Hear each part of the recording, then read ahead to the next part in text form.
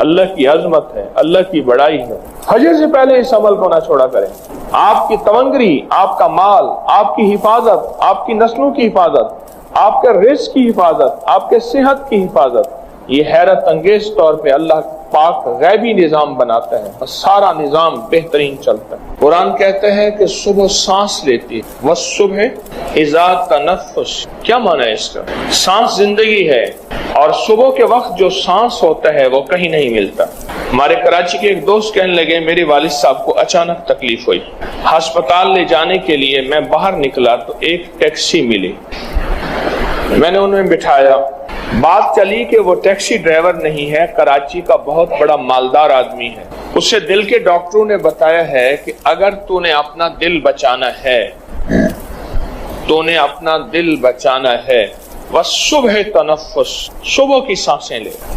صبح نماز فجر سے پہلے اور نماز فجر کا دوران، جیسے اس وقت ہم نے نماز پڑھی ہے، اول وقت میں نماز پڑھی ہے نا، اول وقت، اس وقت میں جو سانسیں ہیں وہ لے لے، تیرا دل بچ جائے گا، ورنہ تو زیادہ عرصہ زندہ نہیں رہے گا۔ تو اس نے کہا میں نے سوچا کہ صبح کی سانسیں لینے کے لیے کیا کروں۔ میں نے اپنی سادہ پرانی سی گاڑی نکالی اور کراچی کی سڑکوں پہ پھرتا ہوں ٹیکسی ڈرائیور بن کے، جبکہ میں خود کراچی کا بہت بڑا رئیس ہوں، مالدار ہوں۔ وَالصُّبْحِ تَنَفَّسَ، یہی آیت ہے، اِذَا تَنَفَّسَ، ایک لفظ ہے، اس پہ آپ ذرا غور کیجئے گا۔ سانس ہے تو زندگی ہے، اگر یہ سانس نہیں تو زندگی نہیں۔ کیا یہ سچ ہے؟ جسم ختم ہو جاتا ہے جب سانسیں نکل جاتی۔ صبح میں رزق کا سانس ہے، صبح میں صحت کا سانس ہے، صبح میں جوانی کا سانس ہے، صبح میں رانائیوں کا سانس ہے، صبح میں فٹنس کا سانس ہے، اور صبح میں برکت کا سانس ہے۔ ہمارے ہاں کچھ مہمان گئے وہاں حویلی کی طرف، اس شہر میں جا کے رہے، مجھ سے کہنے لگے وہاں دن بہت بڑا ہے اور دن میں برکت ہے۔ میرے بھائی صاحب ساتھ بیٹھے کھانا کھا رہے تھے، کہنے لگے اصل میں لاہور میں دن کے 11-12 بجے اٹھتے ہیں، یہاں فجر کو اٹھتے ہیں، اس لیے دن بڑا ہے، اور فجر کی برکت سے دن میں برکت ہے۔ فجر وہ وقت ہے جب رزق تقسیم ہوتا ہے، اور تسبیح خانے نے تو کمال کر دیا، میرے اوپر بھی آپ کے اوپر بھی، کہ فجر کی دعائیں پڑھائیں حیرت انگیز، فجر سے پہلے دعائیں پڑھیں لاجواب، فجر سے پہلے دعائیں پڑھیں، آیت الکرسی۔ ایک صاحب مجھ سے کہنے لگے، یہ پروگرام میں انہوں نے ایک بات بتائی، اور ویسے بھی کئی لوگوں نے بتایا، اور میں نے آپ کو بارہا بتایا، جو رزق کی تونگری چاہتا ہے، رزق مال چاہتا ہے، جو رزق اور مال چاہتا ہے، اور مال بھی بے بہا چاہتا ہے، اور چاہتا بھی حلال ہے، یہ شرط ہے، حلال، طیب، طاہر، اور وہ کریم شہنشاہ اس بات پہ قادر ہے، دے تو حلال دے۔ تو وہ فجر سے پہلے آیت الکرسی پڑھے چند بار، نماز کی طرف جاتے ہوئے، آپ کا تسبیح خانہ نماز کی طرف جانا ہے، نماز کی طرف جاتے ہوئے چند بار آیت الکرسی پڑھے۔ مجھے کہنے لگے کہ رب نے میرے لیے برکت، وسعت، تونگری، دولت، عزت، مال کے حیرت انگیز دروازے کھولے، اور بہت باکمال دروازے کھولے۔ رب نے میرے لیے برکت اور وسعت کے دروازے کھولے ہیں اس آیت الکرسی کی وجہ سے۔ اس میں ایک راز بتاتا ہوں، غور سے سمجھے گا۔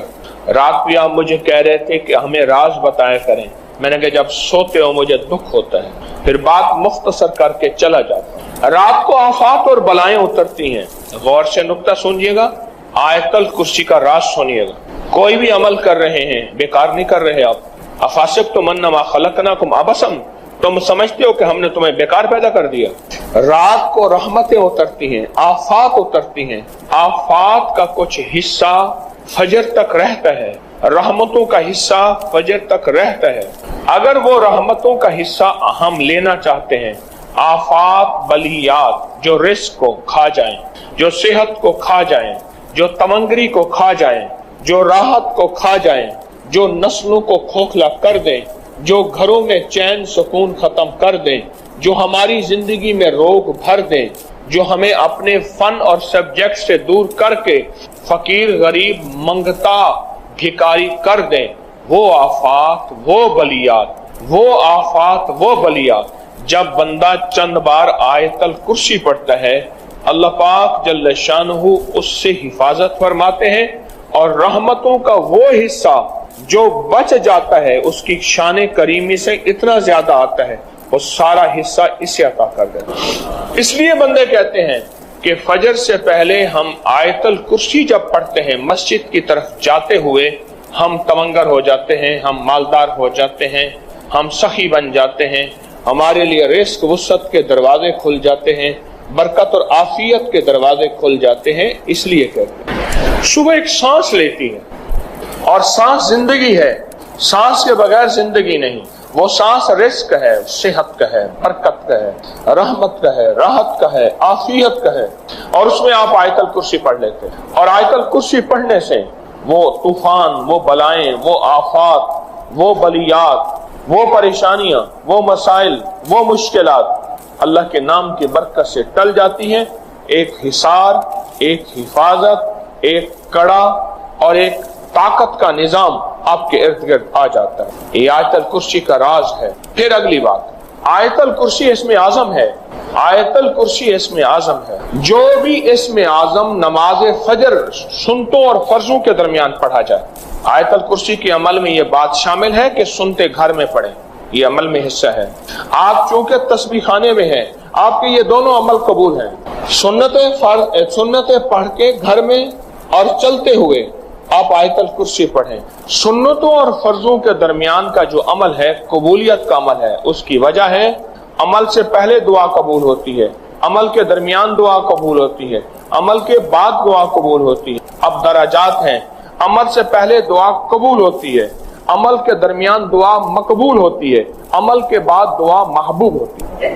عمل سے پہلے دعا قبول ہوتی ہے، عمل کے درمیان دعا مقبول ہوتی ہے، عمل کے بعد دعا محبوب ہوتی ہے. آپ آیت الکرسی جب پڑھ رہے ہیں، حفاظت کا انوکھا نظام ہے، اور اسم اعظم کی انوکھی تاثیر ہے، اور اسم اعظم کا انوکھا طاقت کا کمال ہے.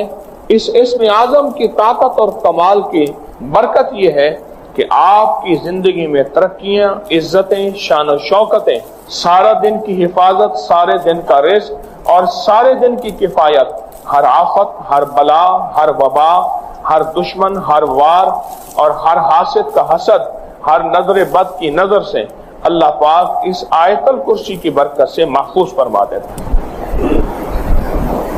کیا نظام ہے انوکھا، کیا نظام ہے انوکھا.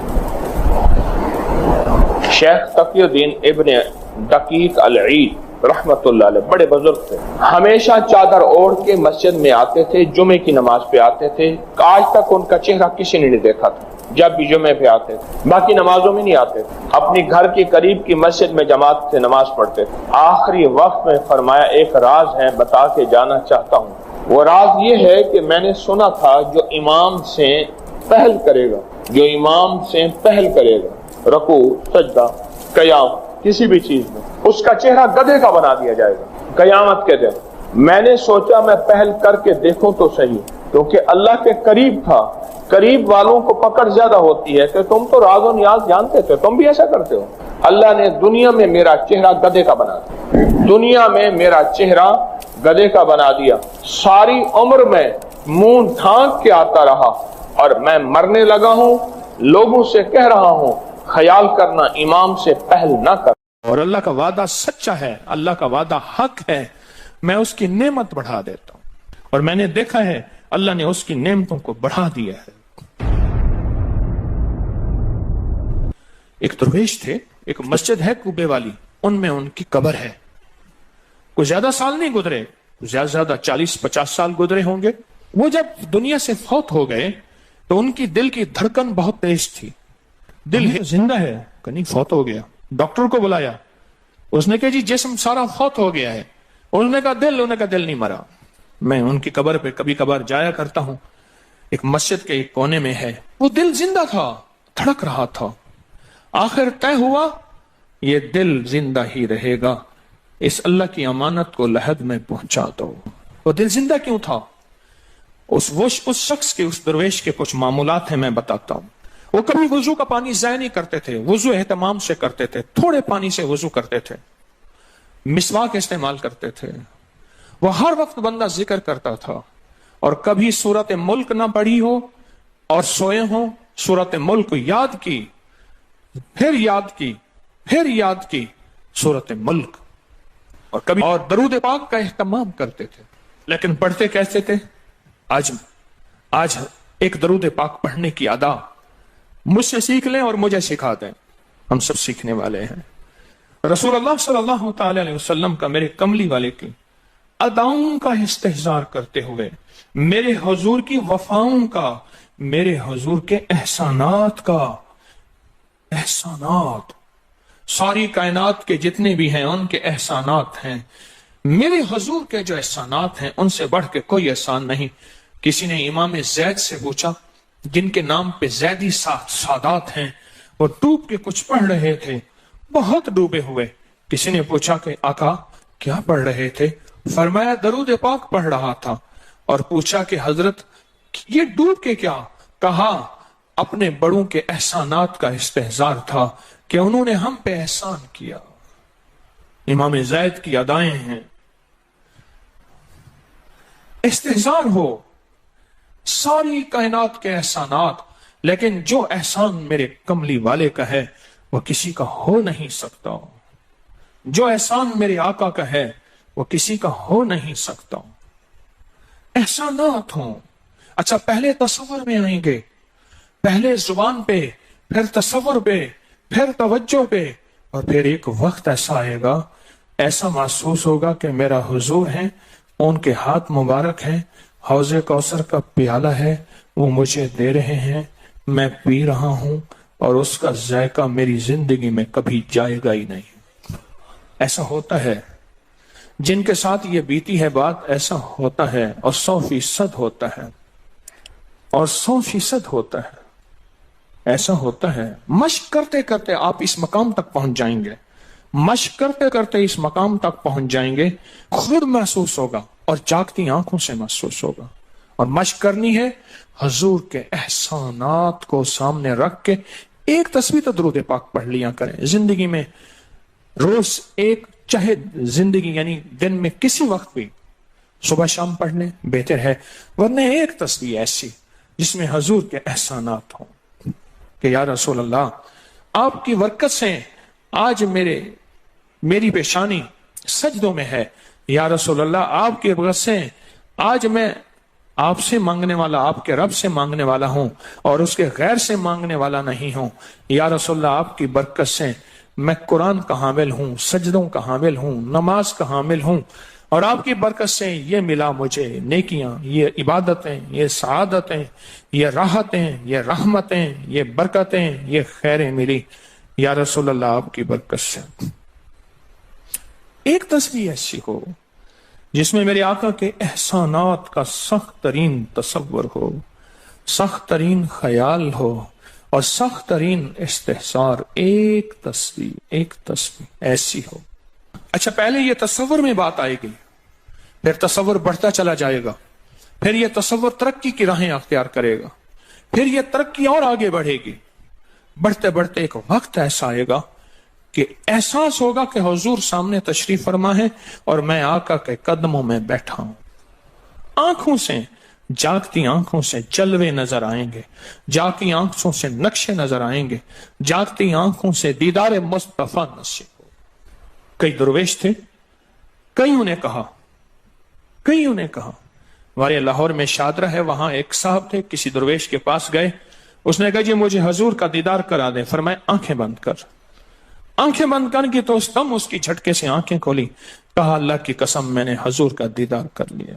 جاگتی آنکھوں سے آپ آج فیصلہ کریں، ایک تسبیح درود پاک کی پڑھیں، صبح شام پڑھیں، 12 تسبیحاں پڑھیں، 16 پڑھیں، 100 پڑھیں، 1000 پڑھیں، لاکھ پڑھیں روزانہ، لیکن ایک تسبیح ایسی ہو جس میں حضور کے احسانات، حضور کی شفقتیں امت پہ، حضور کی محبتیں امت پہ، میری کملی والے کی عطائیں، شفقتیں، مہربانیاں، کمالات، احسانات، اس کا تصور کرتے ہوئے پڑھیں گا۔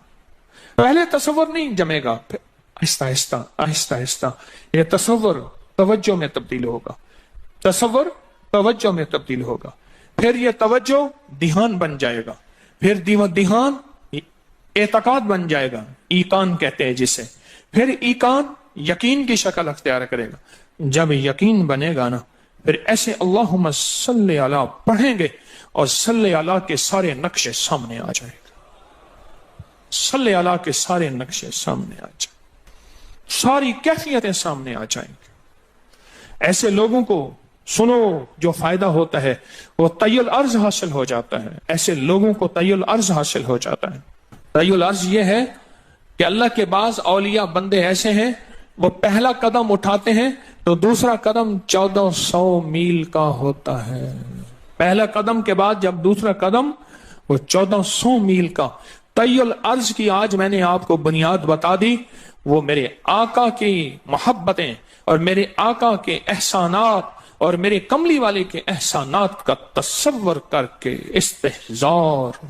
استحزار قلبی، استحزار لسانی، یہ پڑھ کے درود پاک پڑھیں، زبان سے درود پاک پڑھیں قبول، بے دہانی سے پڑھیں قبول، درود ہے ہی ایسی عبادت، بے توجہ سے پڑھیں قبول، مصروف زندگی میں پڑھیں قبول، وضو پڑھیں قبول، بے وضو پڑھیں قبول، پر ایک تسبیح کوئی ایسی بھی پڑھ کے دیکھ لیں جو میری آخرت کا سامان بن جائے، اور دنیا میں مرنے سے پہلے اللہ میرے دل کی آنکھیں کھول دے، چہرے کی تو کھلی ہیں، اللہ دل کی کھول دے۔ ہاں، دل کی آنکھیں جس کی کھل جاتی ہیں وہ زندگی میں کامیاب، دنیا میں کامیاب، عزتوں کے تاج، شان و شوکت کے تاج، جس کی دل کی آنکھیں کھل جاتی ہیں وہ نامراد بھی ہے نا تو بامراد ہو جاتا ہے۔ اور جو بندہ حضور کے احسانات کے ساتھ ایک تسبیح درود پاک کی پڑھے گا وہ نامراد سے بامراد ہوگا۔ اور بامراد کیسے ہوگا؟ ذرا غور سے سنیں۔ بامراد کیسے ہوگا؟ ذرا غور سے سنیں۔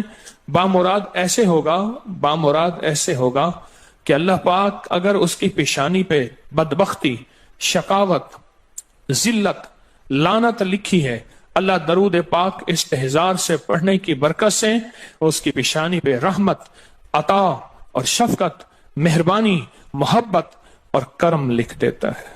ایک تسبیح ایسی پڑھ لیں جس ایک تسبیح پہ استحزار ہو، دل کی کیفیتیں، دل کی گہرائیاں ہوں، جس ایک تسبیح پہ، اس ایک تسبیح کے بعد پھر آپ اپنے وجود کو دیکھیں۔ ایک فائدہ اور ہوگا جو جنہوں نے یہ عمل کیا انہوں نے بتایا، ایک فائدہ اور ہوگا، وہ فائدہ یہ ہوگا کہ جسم ہواؤں میں تحلیل ہو جائے گا، یہ وجود ختم ہو جائے گا، یہ جو موجودہ وجود ہے۔ دیکھیں آپ جو خواب دیکھتے ہیں نا وہ بھی آپ کا وجود ہوتا ہے، وہ روح کی دنیا کا وجود ہوتا ہے، یہ تن اور من کی دنیا کا وجود ہے۔ اس وجود کو فنا ہے، روح کی دنیا کے وجود کو فنا نہیں ہے، بقا ہے۔ پھر آپ کو روح کی دنیا کا وجود ملے گا، اور روح کی دنیا کا وجود پھر کائنات کی سیر کرے گا اور کائنات کے جلوے دیکھے گا، کائنات کے مظاہر اور منظر دیکھے گا۔ پھر آپ زبان پہ نہیں لا سکیں گے کہ لوگوں کے برتن چھوٹے ہیں، اور فرمایا پھر یہ شخص اپنے آپ کو چھپائے گا ایسے جیسے کوئی ناپاک کپڑے کو چھپاتا ہے، اپنے عیبوں کو جو چھپاتا ہے ایسے اپنی اس ولایت کو چھپائے گا۔ ایک تسبیح سے ابتدا ہوتی ہے، ایک تسبیح سے۔ میرے شیخ رحمت اللہ علیہ نے مجھے 1984 میں بیعت فرمایا اور اس ایک تسبیح کے پڑھنے کی ترتیب فرمائی۔ اللہ کرے مجھے بھی مل جائے۔ مشق کریں، محنت کریں، ایک تسبیح ایسی مل جائے درود پاک کی جو میرے وجود کے اندر کے سارے نظام کو دھو دے، میرے من کو، میرے تن کو دھو دے، میرے جذبوں کو دھو دے، میری آنکھوں کو، میرے کانوں کو دھو دے، میرے ہاتھ پاؤں کو دھو دے، میری ناپاک تنہائیوں کو دھو دے، اور ایسا دھو دے کہ جب اللہ کے حضور حاضر ہوں جیسے میرا کفن سفید ہو ایسے میرا دل بھی سفید ہو، سیاہ نہ ہو۔ یہ ایک تسبیح میری زندگی میں، ایک تسبیح ایسی ہو میرے حضور کا احسان کر، آپ کے احسانات۔ اللہم صلی علی محمد و آل محمد، اللہم صلی علی محمد کما تحب و ترضى له، اللہم صلی علی محمد بعدد کل دائن و دوائن وبارک وسلم۔ کوئی بھی درود، مسنون درود ہے، اسے پڑھیں، ایک تسبیح پڑھیں، پر پڑھیں ایسے۔ اور میں یہ نہیں کہتا کہ صرف ایک ہی پڑھیں، یہ میں ابتدا بتا رہا ہوں، یہ ابتدا بتا رہا ہوں۔ اگر اس ابتدا میں ایک تسبیح ایسی پڑھنی شروع کر دیں जिंदगी कमाल, हैरत अंगेज कमाल। टेंशन का इलाज आखिरी दर्जे का, ज़हनी दबाव तनाव का इलाज, हाई ब्लड प्रेशर का इलाज, लाइलाज बीमारियों का इलाज, उलझी हुई जिंदगी का इलाज, नामुमकिन मसाइल का इलाज और परेशानियों का इलाज, दुखों का इलाज, मसलों और मुश्किलों का इलाज एक तस्बीह ध्यान से पढ़ी हुई। फिर एक तस्बीह करेंगे क्या? ये फरिश्तों को हदिया करें कि मेरे आका की बारगाह में पहुंचाएं। नेक जमजम की रूहें उनको हदिया करें, मेरे आका की बारगाह में पहुंचाएं। और अल्लाह के नेक वलियों को, सालेहीन को हदिया करें और नेक जिन्नात को हदिया करें। हाँ, ये एक तस्वीर हदिया करें। फरमाया किताबों में है, जितनी भी नेक रूहें हैं इस दुनिया में, कायनात में जहां भी वो बंदा फौत होता है, हर नेक रूह, जन्नती रूह जमजम के कुएं में उसका कयाम है, उसका मस्कन, उसका कयाम जमजम के कुएं में है। और जितनी भी बदकार रूहें हैं वो दुनिया में जहां भी मरे, उनका कयाम बरहूत एक कुआं है जो यमन में है, उस कुएं में उनका कयाम है।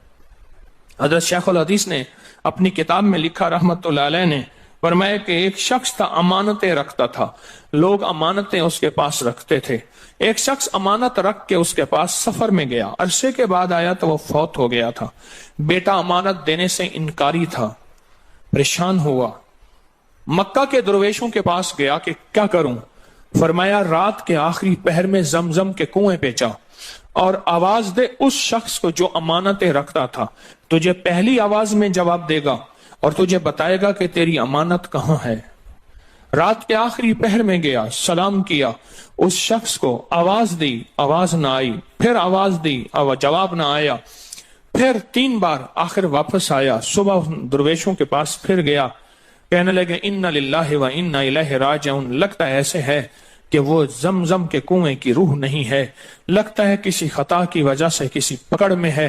जाओ यमन में बरहूत के कुएं पे, वहां जाके आवाज दो। वो फिर सफर करते हुए बरहूत के कुएं में गया, रात के आखिरी पहर में आवाज दी तो पहली आवाज में जवाब मिला, तेरी अमानत मौजूद है और वो तेरी अमानत फला जगह पड़ी है, उसको खोद के निकाल ले। और पूछा आप यहां कैसे? कहा कि बस कोई अमल ऐसा हो गया था जिस अमल की वजह से मैं इस वक्त बदकार रूहों के साथ हूं। जितनी भी नेक रूहें हैं पूरी कायनात में, अज़ल से लेकर अबद तक, आखिरी दम तक, आदम से लेकर आखिरी दम तक, जितनी भी नेक रूहें हैं वो सारी नेक रूहें, वो सारी नेक रूहें जमजम में रहती हैं। जो दरूद पाक पढ़ें, जो नफली इबादत पढ़ें, जो तस्बीहात पढ़ें, जो जिक्र करें, जो हदिया सदका करें, वो क्या करें? सारे फरिश्तों को पहले हदिया कर दें, फरिश्तों को हदिया कर दें। उनमें वो फरिश्ते भी मौजूद होंगे जो मेरे हुजूर के रोजे पे जाएंगे। सुबह फजर के बाद फरिश्ते जाते हैं, फरिश्ते फजर से लेकर असर तक फरिश्ते दरूद सलाम मेरे हुजूर के रोजे पे पढ़ते हैं। फिर ड्यूटियां तब्दील होती हैं, फिर असर से लेकर फजर तक और फरिश्ते आते हैं। और यहां तक रिवायात में आता है कि जो आज फरिश्तों की जिम्मेदारी लगी है, खिदमत लगी है, फिर वो क़यामत तक उनकी खिदमत फिर नहीं आएगी और वो पछताते रहेंगे। इतने फरिश्ते अल्लाह ने बनाए हैं। जो भी दरूद पाक पढ़ें और उसके अलावा इबादत जितनी भी करें, वो सारी इबादत फरिश्तों को हदिया करें। वो सारी इबादत नेक रूहों को हदिया करें जो जमजम के कुएं में रहती हैं, और सारी इबादत फरिश्तों को, रूहों को और जिन्नात को हदिया करें। और उनसे कहें कि अल्लाह से दुआ करें, अल्लाह मेरे ये काम बना दे। फिर काम बनते देखें, फिर मसाइल हल होते देखें, फिर नाकामियां खत्म होते देखें, फिर हालात को इंशाअल्लाह संवरता देखें, संवरता देखें, संवरता देखें। बहुत मैंने ताकतवर वजीफा, बहुत ताकतवर अमल और बहुत ताकतवर एक कुंजी और एक राज दे दिया आपको। बहुत अजब अमल है, बहुत ताकतवर और बहुत हैरत अंगेज अमल है, जो मेरा नहीं सदियों से आजमूदा है, सदियों से आजमूदा है। अल्लाह के दोस्त इसको करते चले आए हैं और अल्लाह के दोस्तों का आजमूदा अमल है बहुत ज्यादा, बहुत ज्यादा। पर एक तस्बीह ऐसी हो जो तवज्जो, जो एहसानात का तसव्वुर करके جو میرے کملی والے کے احسانات کا تصور کر کے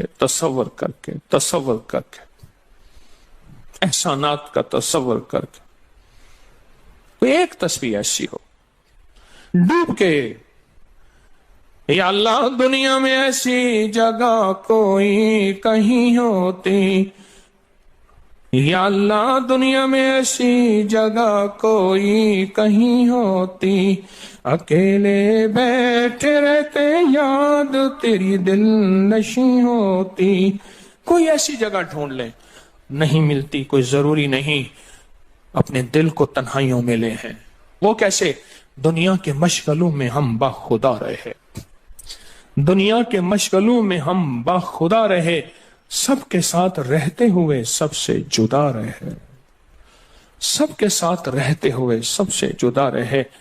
کوئی لمحہ ایسا اپنے آپ کو تنہا کر لیں، کوئی لمحہ ایسا اپنے آپ کو فارغ کر لیں، کوئی لمحہ ایسا اپنے آپ کو تنہائی میں بٹھا کے نا ایک تسبیح درود پاک کی، اور تسبیح نہیں ہے یہ انگلیوں کے نشان تسبیحیں ہیں۔ یہ پھر تسبیح بھی جہاں گواہی دے گی وہاں قیامت کے دن یہ انگلیاں بھی گواہی دیں گی۔ پھر یہ تسبیح ہدیہ کریں، فرشتے ٹوٹ پڑتے ہیں اس درود پاک کے ہدیے پہ۔ کیوں؟ ان کی غذا ہی نور ہے اور درود نور ہے، ان کی غذا ہی نور ہے اور درود نور ہے، ان کی غذا ہی یہی برکت ہے اور درود برکت ہے، ان کی غذا ہی خوشبو ہے اور درود خوشبو ہے، ان کی غذا بھی یہی ہے۔ ایک تسبیح ایسی ہو جس پہ آپ دیوانے ہو جائیں۔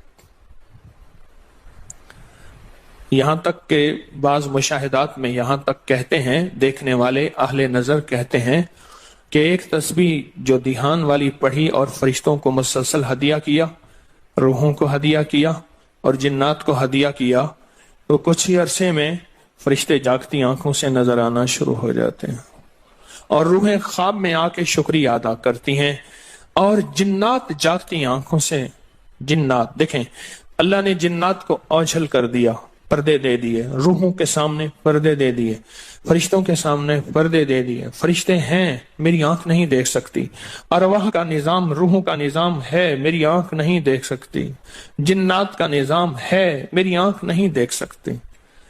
اللہ پاک پھر پردے ہٹا دیتے ہیں، رخ سے پردے ہٹے، رخ سے پردے ہٹے، طور جلنے لگا، میرے ساقی کا مجھ پہ کرم ہو گیا، میرے ساقی کا مجھ پہ کرم ہو گیا۔ یہ ایک تسبیح آج کا سبق ہے، کملی والے کی محبتوں کا سبق ہے، ایک تسبیح۔ درود پاک وہ عبادت ہے جس عبادت کے کرنے والا کبھی محروم نہیں رہتا، اس عبادت کو پڑھنے والا کبھی محروم نہیں رہتا۔ درود پاک وہ عبادت ہے، ہر عبادت کے لیے اخلاص کی ضرورت ہے، مخلص ہونا ضروری ہے، ہر عبادت کے لیے، ہر عبادت کے لیے اخلاص اور مخلص ہونا ضروری ہے۔ لیکن درود وہ عبادت ہے جس کے لیے مخلص ہونا بھی ضروری نہیں۔ اگر کوئی بندہ دکھاوے کی نیت سے درود پڑھتا ہے تب بھی قبول ہے، قبول ہے، قبول، لیکن مومن کبھی دکھاوے کی نیت سے پڑھ ہی نہیں سکتا۔ مومن کے اندر تو للہیت اور اخلاص ہوتا ہے اور اللہ کی رضا ہوتی ہے، مومن کبھی دکھاوے کی نیت سے درود نہیں پڑھتا۔